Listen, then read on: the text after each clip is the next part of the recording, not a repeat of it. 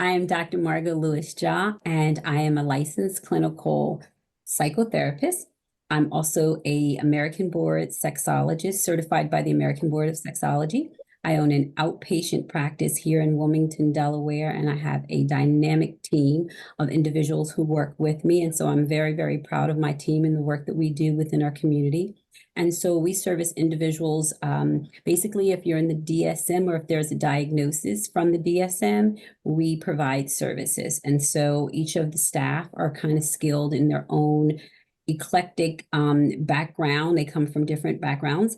They have different skill sets. And so we utilize that across the practice. And so if one individual is not able to help someone, we are able to pair them with the appropriate clinician and get them services. Family dynamics is a really big deal here. Couples, people coming through breakups, divorces, relationship dynamics, a lot of anxiety, depression based on life circumstances, and a significant amount of trauma too. So childhood trauma, adverse issues that have taken place, and then current issues as well. This is really interesting to me. So, what role would you say our childhoods and potential childhood trauma is playing in our sexuality, sexual lives, or intimate and connection lives as adults? Mm-hmm.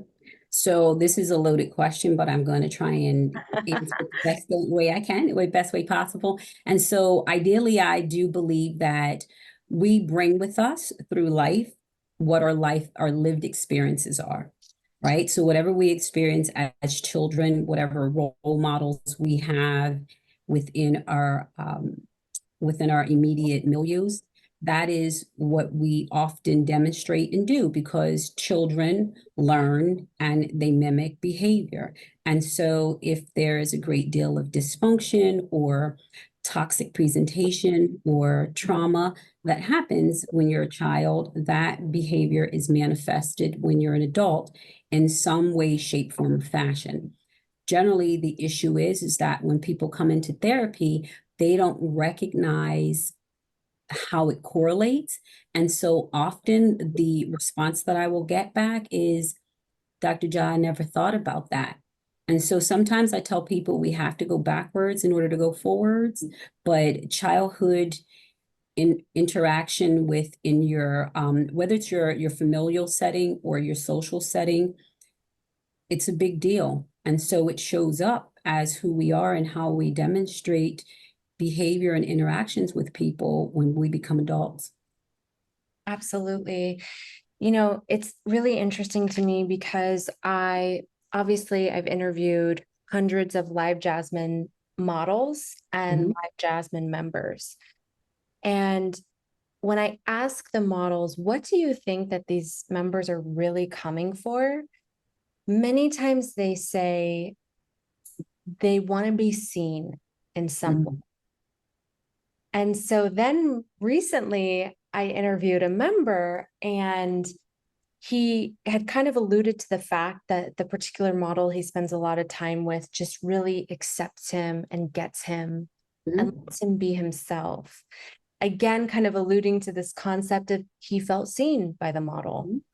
And I asked him if he has many other places in his life where he feels that. And he said no. Even since he was a kid, this was something he was looking for. Yep.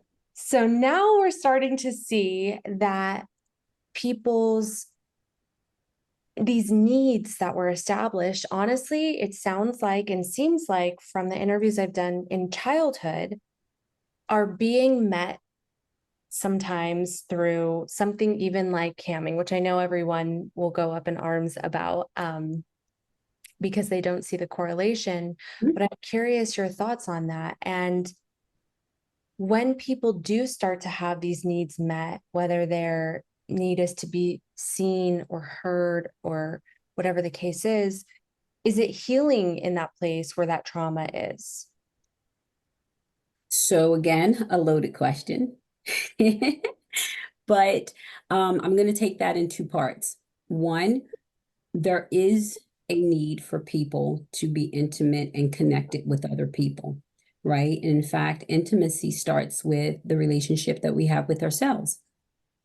And often, when we come from a background that does not teach us how to have one, healthy relationships, or two, a healthy relationship even with yourself, or to understand what that looks like. There are so many adults that I get in practice, and I ask them, well, how do you love them yourselves?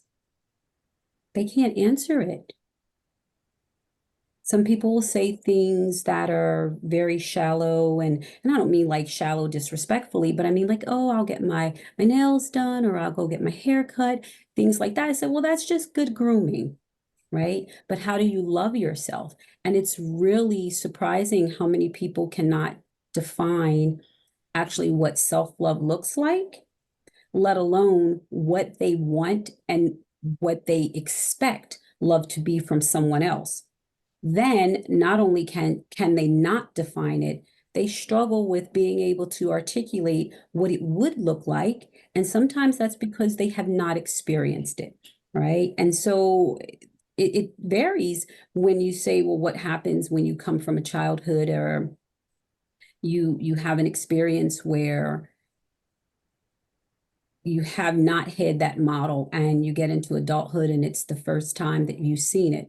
Well, a lot of times when people do that and they collide with another individual where they did not have that healthy experience, they often mess it up the first time or two until they figure out that the issue is happening within them.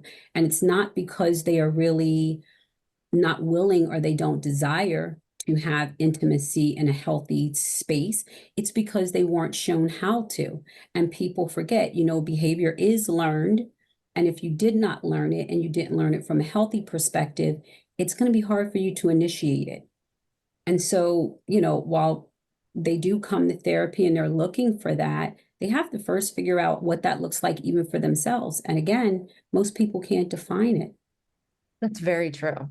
It's almost something that when people hear, oh yeah, self-love, like it sounds like this basic concept, but actually when it comes down to it, how many of us are truly loving ourselves and our cup is full to where it can pour out for others or have a healthy connection. Yeah. I think one of the things that I have really seen, this whole experience of interviewing hundreds of people for this project has been eye-opening and educational for me as well. Sure. And one of the clearest things, again, it sounds like something so basic, but how many of us really understand that at our most fundamental level, whether we know how to attain it or not, many of us are looking for connection, like Absolutely. feeling of connection. Absolutely. When you think about it, just looking at, biologically, we are connected and we want to be connected from the moment we're born, even before birth. We are connected to another human being. Like Literally. literally, right? Literally, right? And so, from the moment we're born, we are connected in this world with someone, right? Good, bad, or indifferent. And if you think about it, even up until the moment we die, and I would even venture to say after that, we are still connected. So even when you look at someone who's lost someone, they are living out memories of that person. They're still very much connected. Yeah. That person and what that person meant to them it's internal. And so this idea of human connection, this is what all people crave. And in fact, there is in the sexological world, there's a model called the 5 circles of sexuality, and one of the circles specifically talks about intimacy, and this is our need to be connected to one another, right? Our sense of self and how we connect within ourselves, but also in relationships with other people. That we're brought here through people, to be with people and to share that experience. And so that never really stops. And I want to go a little bit deeper into that of what are the repercussions if we're not feeling that connection, because I think it's clear that many people don't. But before we go there, I want to ask you, for anyone listening, what are all five of the circles? Mhm. Yep. And so the model brings out sensuality, right? And so sensuality talks about um our sense of how we connect in a physical sense with people, right? And so we're looking at when you're in a connected relationship, touch, smell, pleasure, right? And then we look at intimacy, which is the one we were just speaking of, and this encompasses how we position ourselves, our closeness, our connection with people within our families, within relationships, our coworkers, even. It's what we do. We laugh at Christmas parties with people, right? That's what we do. And so then there is sexual identity, and so that's how we see ourselves, right? This could be our how we identify our gender roles, and that's important for people when you're talking about relationships as well, in terms of masculinity and femininity, and so that's all encompassing. And then we talk about sexual health, and sexual health relates to our reproductive processes, right? This is how we got here, reproduction. And then there is eroticism, and that's looking at our desires, fantasies, things like that make us tick internally, that we like, that really connect us on a whole different sexual level. And so those are the five circles. Very interesting. And it's what's interesting to me is how many of us are paying attention to all five of those things, Mm, taking care of them. correct. Correct. But we are all sexual beings. And often people, when they hear and we make reference to sexuality, there's this automatic thought that we're only talking about physicality, right? We're only talking about our physical beings and um, our body parts. But that's not true. We're talking about ourselves as a whole person. What else does sexuality extend into if it's not just intercourse? Well, it's those five circles, right? So it is sensuality. How do we involve our physical senses when we're connecting with people? Whether you're connecting with your grandchildren or whether you're connecting with your coworker or a lover, it's connecting, right? Intimacy, that's liking, loving, kindness to other human beings, people we don't know, people who might not be as fortunate, and you pass someone on the street and they ask you for money. That's intimacy. That's connecting. That's someone at their most vulnerable position in life asking another human being for help. Yeah. And within your heart, you make a decision what you're going to do. Are you going to be connected with that individual, or are you not going to be? And so everything that we are is really sexual in nature. Very interesting. Yeah. I want to talk about the fact that, especially in this day and age, the digital age, Mm-hmm. people are now starting to, how I phrase it is, outsource connection. Mm. There's AI. I mean, you can actually build AI characters and that Mm-hmm. will be your partner or best friend or whatever the case is. There's Absolutely. campsites. It's still an outsourcing to a digital platform and it's transactional. Um, there's social media and these parasocial relationships that are really, I think a lot of people really have those, really connected to someone famous or their favorite show or whatever the case is. Why do Correct. you think we're outsourcing so much? Well, two things. As you said, artificial intelligence is a big deal. It's taken us to a whole different level socially, right? Things we didn't have before, we're able to have instantly, right? It's so funny. I remember, and I'm probably going to date myself, but I'm going to continue to tell everyone I'm 26. But You don't look a day over it. thank you. So I remember when I was a little girl, I don't know if people will know this or not, but there was a phone company called Bell Atlantic, and it was like one of our first telephone companies. And I seen a commercial on, of course, it was not a flat screen TV, then it was very much a box TV.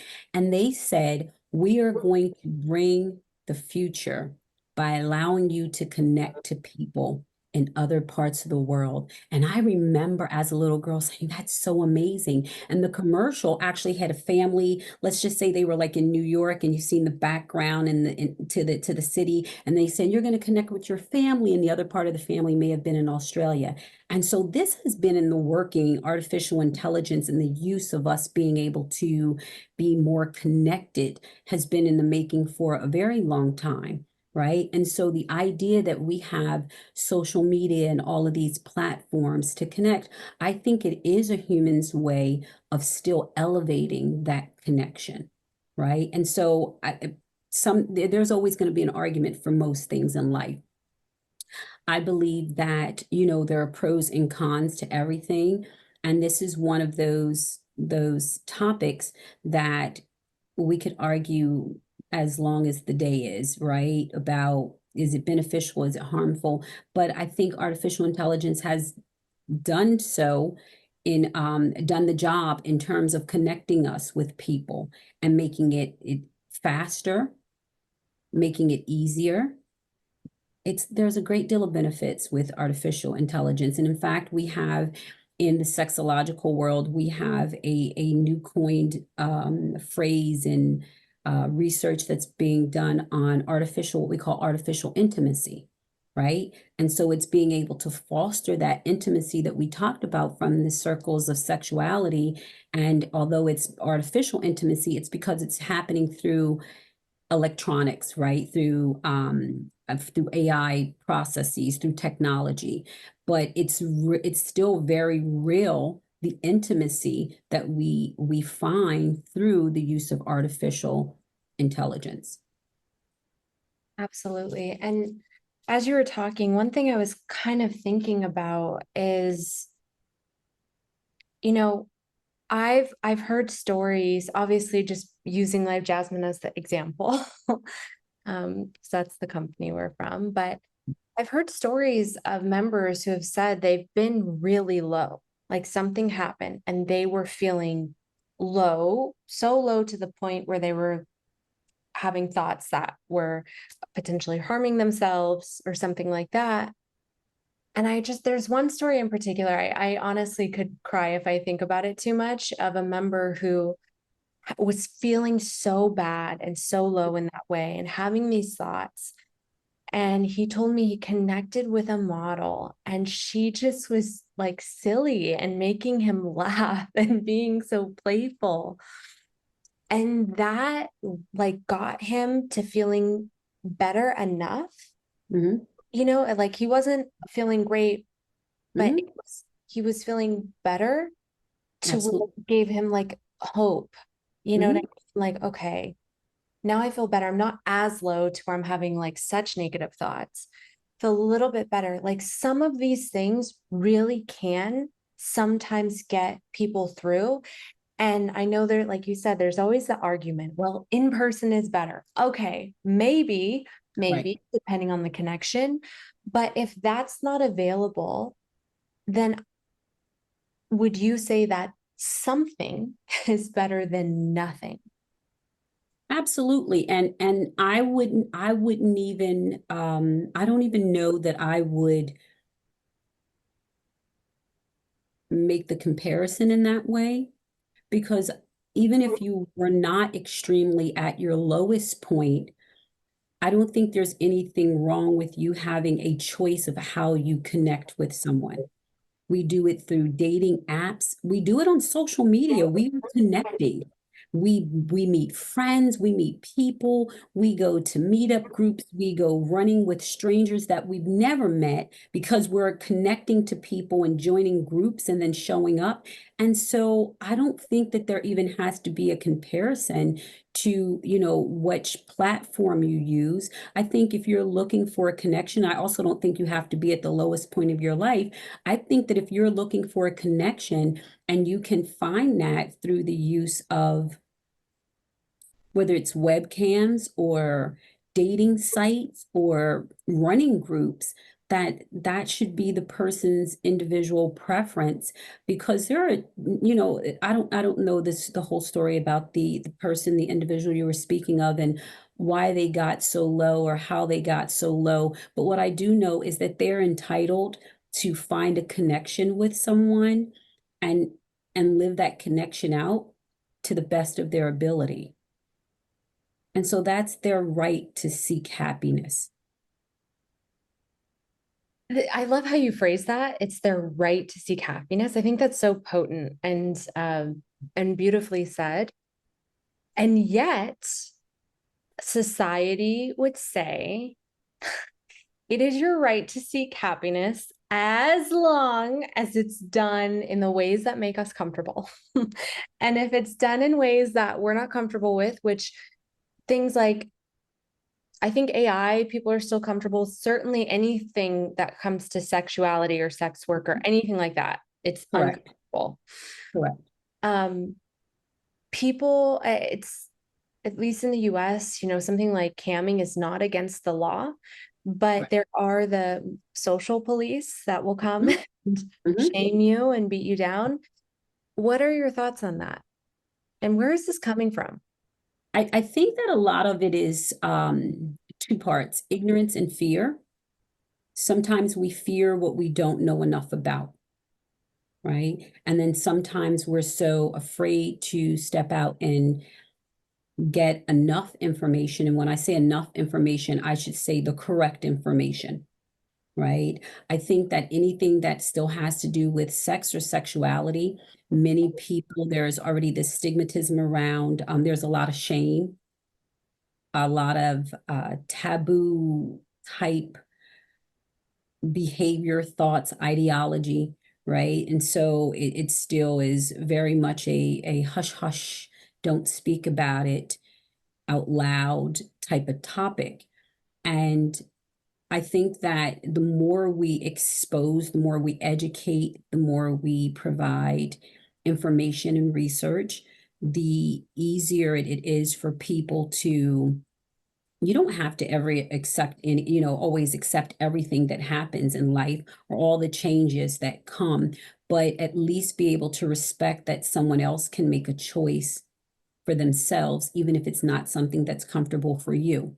So the idea is not to shame the individuals who this is their choice. The idea is to be able to educate the other individuals to have them understand why they think that their choice should supersede what someone else does in their life, right? Because if we stuck to the uncomfortable route, we'd still be, doing other things that, we were not allowed to do, right? Women were not allowed to vote. We were not allowed to have interracial dating, slavery. If we stayed in what was comfortable for everyone, then there would be no progression. And so this is just a spot where we have to continue to do our part to speak out, open up the discussion and a dialogue so that we can continue to progress socially. So powerfully said. Seriously. Yeah. I mean, Thank you. that makes so much sense and it's true. Like Yeah, if we didn't push against what if we didn't push against certain things, there would be a lot that would be wrong. absolutely. And so what I hear you saying is this is an area now, sexuality, where we see that there's still some tight, strict, in some cases unfair Major policing, resistance. Absolutely. and we have to just continue to move forward. Correct. Correct. It's our Yeah, duty to do so. I love that. It's the process of evolving. Isn't it though? Yeah. It's not always going to be easy. And in fact, it's quite painful for a lot of people. But if we don't, then what will ever change? Nothing. Absolutely. I want to kind of go back to something that we briefly touched on, and I said I would come back to it, which is, what are your thoughts on, I'm sure you've heard of the like loneliness epidemic that they say we're having right now. Correct. What are your thoughts on that? Why do you think they're saying we're super lonely, or have we always been lonely and we just didn't realize it? What are your thoughts? I think that's twofold. I think that people can be lonely, Mhm. right? And I think part of that is this idea that we keep evolving. Sometimes I think lonely is manifest of our on our own accord. So a perfect example, if I were one of those individuals who did not believe in a diversified workplace, and I worked in a facility where there was a significant amount of diversity, I would probably find myself very alone, not having great social connections with my coworkers.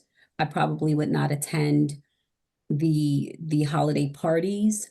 I would probably come and do my job. And in fact, it would be more than likely that I would not exist in that particular place for a long period of time. Right. And so I think loneliness is sometimes a manifestation of our fears to socially evolve and change, or the inability to adapt. And then sometimes I think it's social constructs that force us into positions to be lonely.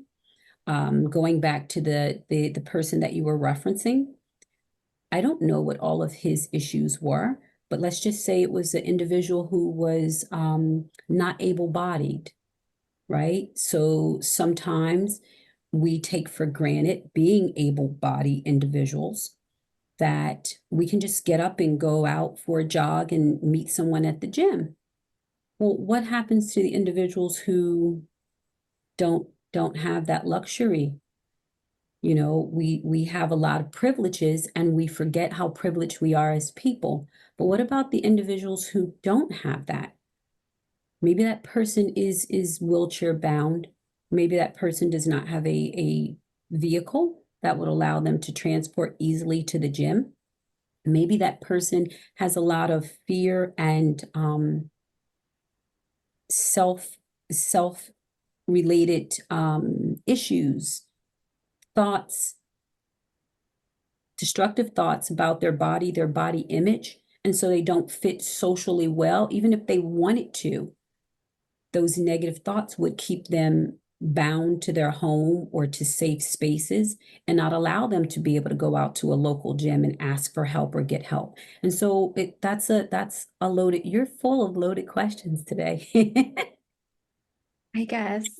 I like them. I like the loaded questions. I try, it's a compliment because I can sense, It is. you can handle them. Absolutely. I love them because they allow us to really break down and dissect all of what people think and may want to know, but sometimes they're afraid to ask, and sometimes they're afraid of the answer. And that's kind of one of the goals of these interviews, is to give like real and practical information to people. Also, somewhere in there, give them permission to explore themselves sexually, get to Absolutely. know themselves sexually. It's okay, you know. And Abs- so, what you said earlier about, you know, in order to evolve, we kind of just have to push forward and be a little uncomfortable. Like, in some of the examples you mentioned, I'm sure no one that was feeling oppressed was comfortable, but there was a push forward still, and there was fruit of that. You know, we see that now. And so, yeah, there are situations where that is still happening. And it's clear that in regards to our sexuality as human beings, that's very much an area. And so I think that gives people that maybe might be exploring themselves or just might be se really sexual, as many people are, or a sex worker or whoever, anyone, Correct. it lets them know it's okay and you're not in the wrong just because like the social media police say you are. Correct. That's Yeah, correct. That's correct. We have a lot of policing we have a happening. lot. Yeah, a lot of policing happening in the sexuality world, which is a shame because when I speak amongst my colleagues and we have, constant conversation about oppression in terms of sexual wellness and just choices for other people. I literally like to always break it down to like the basic facts, right? We will judge someone for viewing a webcam, but then it's okay for us to meet someone at a bar and then start sending naked pictures of ourselves or sexting because we've met that person in person, or to even be married to someone and to send them pictures, right? What changes? What's the difference, right? And so people will argue, oh, well, you know that person. Well, if I meet you on a webcam, I also know you. I can see you, you can see me. We spend time talking. People have physical contact, sex with each other, and they can meet each other in a bar over one or two drinks and then share their bodies. But they will be the same individuals who will then judge someone who sits and meets someone on a social media site or through a webcam. What's the difference?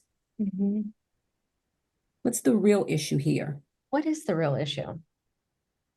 I think it's fear and ignorance. I think people are still just so uncomfortable, um, and they're afraid. I have a little saying that I say to my clients, um, you're going to have to get comfortable with uncomfortable conversation Yeah. because that's what we do. That's what we do in this job.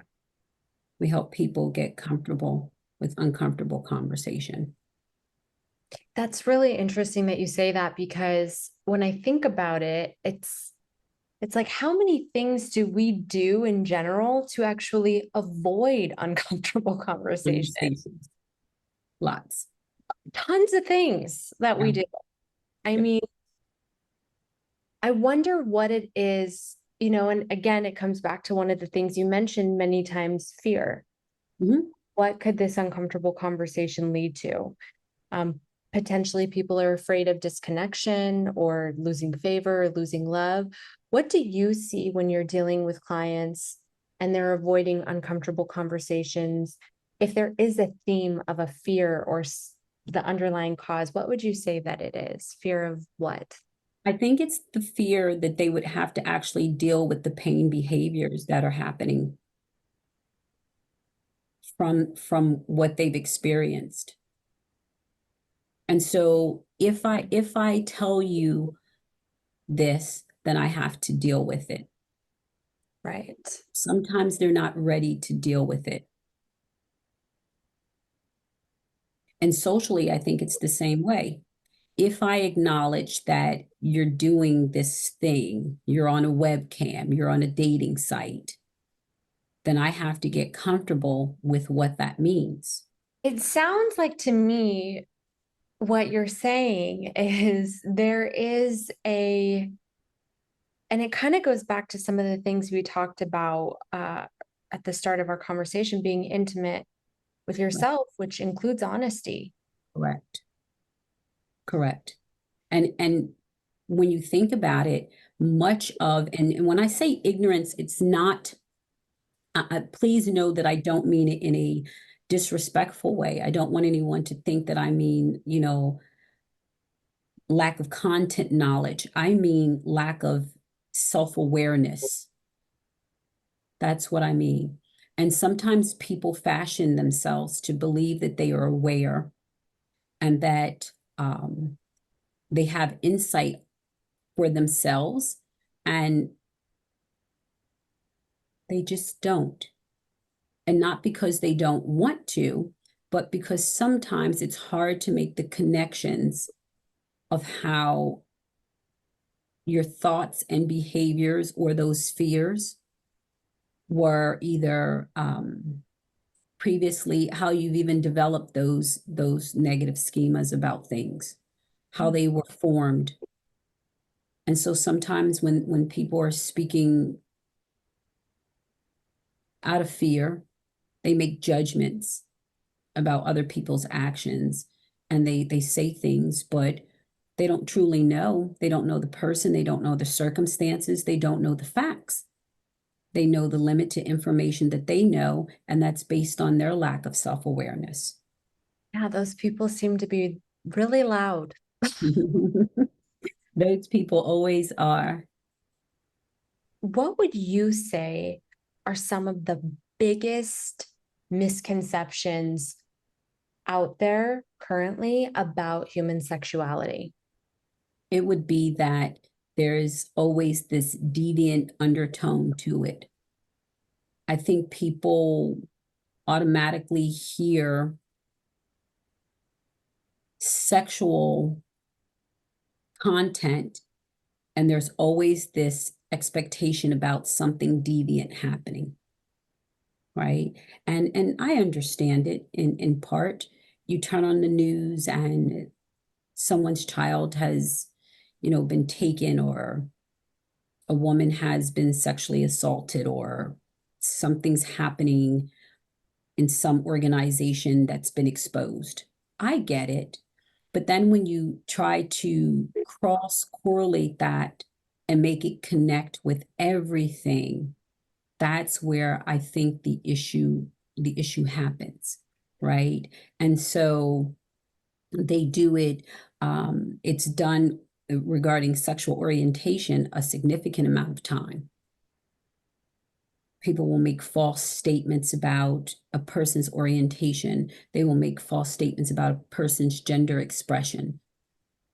But it's based on them hearing the worst about a sexual experience or something sexualized, and then they try to connect it, and so they just run with that, Yeah. right? So if we go back to this idea about the webcam, people will, think about right away sex workers or someone's grandpa doing something, and, make it be the worst possible thing. But what about, that shut-in person who is wheelchair bound and would love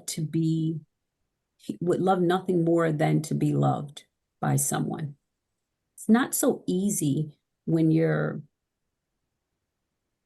maybe not the most popular person, or you don't drive the best car in the neighborhood, or you're not the biggest guy at the gym. There are things that people have that limit their sense of self, their sense of self-efficacy, that bring them extreme internal pain, but it doesn't turn off their biological processes. They still have hormones. They still have a heart, a mind. They want to be wanted by someone. They want to laugh. They want to share special moments and go out on dates and things. And so to say that one platform or an expression of that platform, or someone using a platform, and is they're participating in some type of deviant or horrible behavior, or all the other words that could be said that are not kind, not understanding that people want to foster a need and a connection with someone. I think Absolutely. that that's the ignorance when I say that people sometimes lack self that the self-awareness about what other people's needs could be. Yeah. I think you touched on another misconception too, which is that certain groups of people just aren't sexual, like people who are potentially disabled, older generations. There are certain groups that all of a sudden we kind of as a society are like, they're fine. They don't need connection or intimacy, but they do because they're still human beings. There's nothing that's changed that's made them no longer a human. And that's what every time I do these interviews and it comes down to this is what blows my mind. Why don't we just accept that being sexual, we're okay that human beings need water. We're okay that human beings need to eat, and human beings like all different kinds of foods and things to Correct. drink, Correct. but we're not quite okay about the fact that human beings are sexual. That's how we all got here. And Like, we all have the same hormones, like they run through us, right? And so you don't turn it off because you're autistic or you're on the spectrum. Like it doesn't turn off. They're going to have a menstrual cycle. They're going to grow pubic hair. You're going to evolve. They're going to want to have sex. They're still human beings. And so I think again, this comes back down to this idea of being aware, right? And just thinking about this, outside of yourself and your own judgment, right? It's funny, not funny, haha, but ironic that we're talking about this. I used to work for an approved private school for children who were on the spectrum, and they used to say, well, they just keep trying to touch each other. I said, well, they are like 13 and 14. And so they try to give hugs and then they won't stop hugging the teacher or they try to, you know, touch a hiney cheek. It's like, well, he's a 14-year-old boy. Things are happening for him. And she just was so like the teachers. And so sometimes we had to go in and educate the teachers, and sometimes we had to go in and educate the parents. They're like, well, they're doing this. I'm like, well, they're 14. It's right. gonna right? And so the idea that they would think that they weren't going to be sexual or they weren't going to get a menstrual cycle or grow body hair or their voice wasn't going to change. In my mind, I'm thinking, what what gave you that idea that that would just not happen for them? I don't know. So it's so funny when you think about it. You don't want to laugh and be, facetious or disrespectful, but it's like, where'd you get that idea at that that was not going to happen for them? Yeah, it's society imprints that idea that just certain groups are not sexual, and that is crazy. It really is. Like we're still really twisted when it comes to sexuality. Or is it their fear and their judgment that says that they don't think they should be? Could be. Yeah. Because factual wise, their hormones are going to turn on like everyone else at the appropriate age and state. I mean, they're always on, but they're going to develop and they're going to go into puberty like everyone else. And then those hormones are going to rage. Yeah. So unless they can change the biology, just because the person's brain composition or physical disability happens. I don't know how that changes the biology of what our bodies physically are going to do. And so it goes back to this idea of fear and not having enough conversation. You know, as I'm talking to you, I can tell that you are well versed on this and almost an authority in the space. It's a energy and presence you have, and like you're doing what you're supposed to be doing. I'm curious though, what brought you here? Like what put you on your journey of this career? In the sexological world, Yes. well, disclosure, I do have a younger brother who has schizophrenia, and it showed up in his early adolescence, but he was very much still a kid who wanted to be loved and wanted to, engage with girls and follow his older brother and stuff. And I knew that there was a lot that we need. And then also, as an African American woman, I realized that there is still a lot of things within my culture that we will not speak about, or it would be shameful too. And when I was working on my dissertation, I interviewed young ladies, and it was horrible to learn, but very much still needed to have those difficult conversations where their primary message about sex and sexuality was either cautionary, right, or threatening. So don't have sex, don't get pregnant, this will happen or this will happen. And so I knew that there was a lot of work to be done with these conversations. But in my household, my mother, she was very different. My parents were very different. So they were very open, and they talked a great deal about sex and sexuality and just life, period. But I noticed all of my peers did not.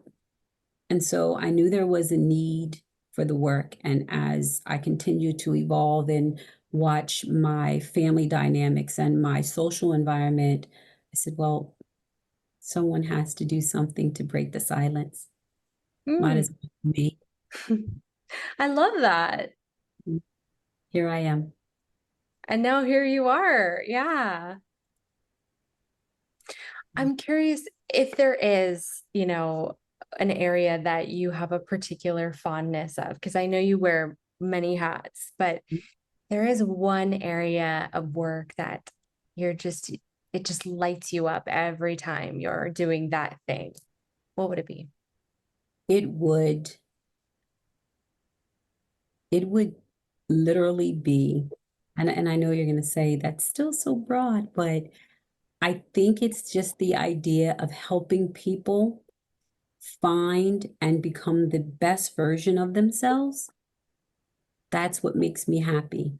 That's what brings me joy. When someone comes in and they are filled with these pain behaviors, and I watch them as we do the work, whether it's a couple, whether it's an individual, whether it's about sexual dysfunction, we do the work, and I watch them have this aha moment and this enlightenment where they just became aware of what they were doing and how damaging it was for themselves and what they want to change, and that they have the ability to actually change, right? That's the piece for me, right? And I often tell people, you are not your mother, right? You're not your parents. You have the ability to make changes. And so any work and any opportunity that I get to spend with another human being who is vulnerable enough to share their life with me and to take a chance on becoming the upgraded version of themselves, that's where the passion lies for me. So it doesn't matter what we're trying to fix or enhance or modify. It's just the joy that they feel when they realize they can change their circumstances. Hmm. It sounds like you enjoy being part of someone's healing and seeing the healing. Yeah, Yeah. beautiful. what would you say is one of the number one blocks to a healthy sexuality? I think the number one block I would say is always people giving their self permission to be able to change or deviate from what they were told, right? Often, often people will come in and they're like, "Oh well, um, I can't have a non-monogamous relationship," right? I was raised in the church. My grandparents would be mortified. But then when we evaluate the behaviors, they're having multiple relationships with multiple people. They're lying. There's deception going on. They're not happy. They are burning themselves out. They don't even want to perform in that way. They know that they're harming other people. They rather be open about it, but they're afraid to be. And so getting a person to be able to understand that despite what other people say, other people's judgments, other people's fears, you get a choice in how you want to live your life. And so let's figure out how you make that choice and make it for yourself and get there. And Wow. so I think it's ability to a person's ability to evolve. As we said, that's the block, Yeah. the fear of evolving, because you know what that means, and this will bring us full circle in our conversation. If that person evolves, they may lose people who quote unquote love them, Yeah. right? Because now you made a choice for yourself. So now those other people will want to distance themselves. They will have judgment for you. And remember when you asked about this idea of loneliness, and I said it's twofold. Sometimes it's an internal thing that happens with a person based on their life circumstances, but then sometimes it's socially what happens. Because if I've told you that I would disown you or that we couldn't be friends or I would never speak to you again if you made that choice in your life, you know what that means? That person has to dig so deep and find the courage to be happy for themselves, or they have to choose to be miserable and be loved by Yeah. those people who will not accept them. And so when you ask about how loneliness happens, that's it right there. And so then people will stay in word, they will have shame about their choices because that's the choice. You choose that, and that's your sexual happiness and fulfillment and how you choose to express yourself or who you want to be, or you choose us and what we've said should be best for your life and how things should go according to us. And if they choose themselves, there's a fear of being alone and a risk that they will lose those people who they believe love them unconditionally. A tough one. I feel like of course that definitely shows up in the world of sexuality, but that one sometimes shows up in other areas where it's like, am I going to value my truth and choose myself here, or do I value connection with these people over myself? Correct. A lot of times people are so alone, even when they're with other people, because they're not able to be their true selves. Yeah, yeah. That is an internal prison that people come in here with. I absolutely think that that dynamic of not feeling like you can be your true self is really contributing to this, what they're calling epidemic of loneliness. Correct. And I think that's why when you look at platforms like Live Jasmine, these multi-billion-dollar industries and platforms, because people tell with their money what's working for them or what's not. Absolutely. And when they feel not judged or like they can open up about these vulnerable topics, fantasies, kinks, whatever, anything, Absolutely. it's really valuable because there aren't that many places. We're not really living in a society where it's like, yeah, I go down here and I feel perfectly accepted and seen. I go here and I feel perfectly accepted and seen. If you're lucky, you have one or two places that you feel like 100% authentically. That's if you're very lucky. Very, very lucky. Yeah, Absolutely. Absolutely. It's a hard one. that one's a hard one. Yeah. I'm curious if there's anything about your work, human sexuality, human connection, anything that we didn't talk about, but you want to share. How long do we have? I know. Yeah. Oh God, Ty, you know what? There is, I think that the message is just that as a people, we have to recognize that other people have they have the right to make a choice for themselves. Yeah. I think that we have to slow down, stop the judgment about what other people choose for themselves. And we have to stop being so privileged in our ideas that everybody can do a certain thing a certain way, right? And I think in terms of sexuality, we're so different as people, right? Everyone looks different, everyone walks different, talks different, you know, we all have a unique set of fingerprints. Literally, yeah. So, yeah, why can't we have our own unique sense of sexual selves, right? We do. And so whether someone wants to accept it or not, we do. It's not going to change anything. It's just if we're going to have the courage enough to be able to, in our own space, stand in our own space, stand up and advocate for our own choices.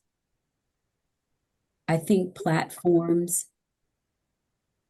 webcams, it gives people an opportunity to be their authentic self, reduces vulnerability. And again, if we take out this idea that everything that's sexual is somehow deviant, right? There are a lot of wonderful connections that can be fostered um, through platforms. And so affording someone the opportunity to do so, that's that's their right, especially when they're not even harming other, like, this is their choice. Why are we talking about what someone else does when it doesn't harm me in any way? I don't understand what the use of what you do and your choice to be on a webcam or be on a social media website. How does that harm me and change anything in my life? People will then even tie in this idea of ethics. Well, who's ethics? Yeah, whose? I Exactly. think as long as the people are consensual, and of course, everything should have some boundaries, as long as they're over the age of 18, they are consensual, no one's being forced, no one's being harmed, you know, any acts of criminal behavior taking place. Why are we judging individuals? But more importantly, why are we not seeking to understand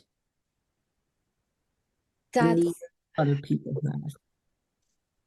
that's the part right there that I think is just so poignant is we're judging and not seeking to understand.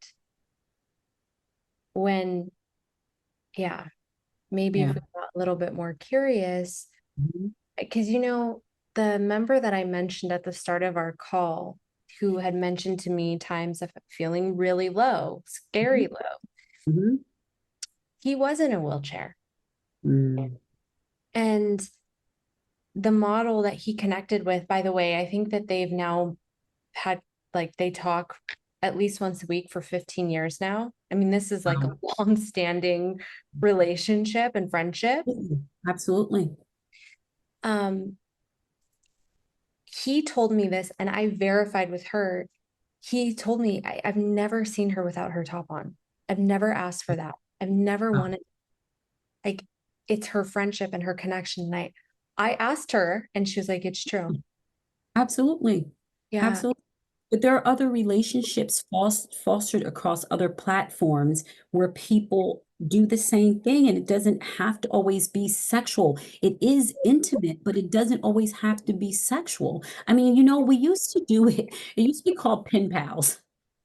Again, Yeah, something yeah, yeah. way back, but we would literally write to people in other countries, other places, other locations, and call ourselves pen pals. Yes. And we would exchange intimate conversation with each other and send a picture of us at school or us with our family. It's not, it's nothing has changed. It's just evolving. That's it. It's the same thing. We're just more efficient now. Absolutely, because we have technology that will allow us to do that. But that's not changed. That we used to do it, or we still do it also, when we would go and there's an elderly person who lives, a few doors down. You still do it. You still check on them. You still go and you have conversation for sometimes for hours on end because they lost their husband or they lost their spouse or their children live in California and you want to be kind. Like, I hope most people still do it. I do. I do it. I do know some people who still do it, but we check on our elders and we have conversations with them and we spend time with them. And we should be doing that as people. It doesn't matter what platform connects us. We should just be having healthier connections across all platforms. Yeah. And And all, so I'm glad that this gentleman was able to utilize the services in that way to connect with someone that brings him some happiness, right? Because there are a lot of people who don't have large families or very close friends, and this provides that opportunity for them. Yeah. so beautifully said. This has been a beautiful interview. Thank you. Thank you. It's been my pleasure. I'm so blessed and thankful to be able to bring a voice to the world, even if it's just one voice, one time, to be able to say something. And if it touches one person and helps one person, then it's already done what it's supposed to do. So I'm very thankful to have been part of this project and to be able to share some information. Thank you. Thank you.